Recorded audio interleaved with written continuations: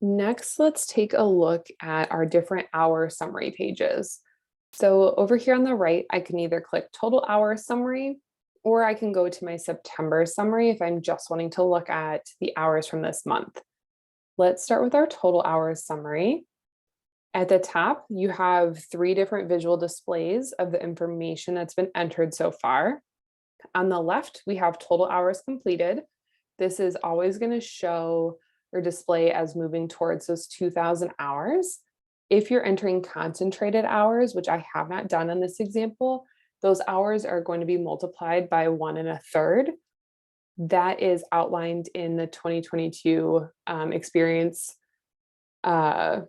requirement document from the board. In addition to this, I can hover over the different slices here and see the raw number of hours. So I've only entered in 152 hours so far. In the middle with the restricted versus unrestricted, it's the same here. I can hover over to see I have 67 unrestricted hours. So that makes up for the 44.1% down here at the bottom. Nice little reminder that our minimum is 60% unrestricted to apply for the exam. Then over on the right, this shows that I have 9.5% of my entered hours as supervised hours.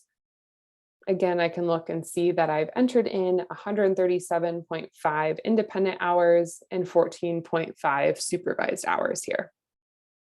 As I scroll down, this is going to show me my recent hour entries. So if you need to quick check and see, oh no, did I enter anything correctly? I hit log and I may have missed something.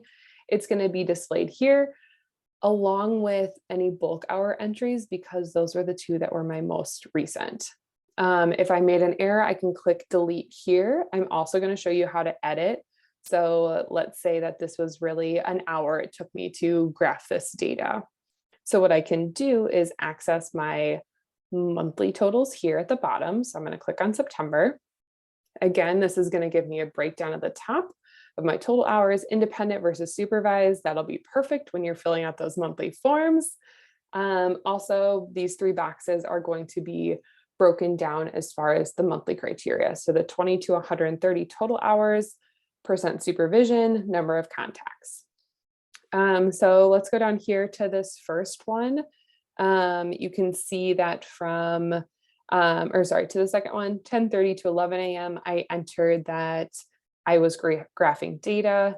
Just kidding, it actually took me an hour. I'm going to click the little pencil over here on the right, refresh to this page. I'm going to change this to 11:30 a.m.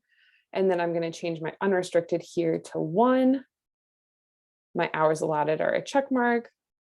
My description of the activity stays the same, and I'll click update. Ta-da, now I can see here all of my information at the top has updated. Now I only need 17 hours left for this month. Scrolling down, you can also see all of the information as far as your month, setting, fieldwork type, and your supervisor information here. Next up, we'll talk about how to print reports, what that means, and getting your form signed.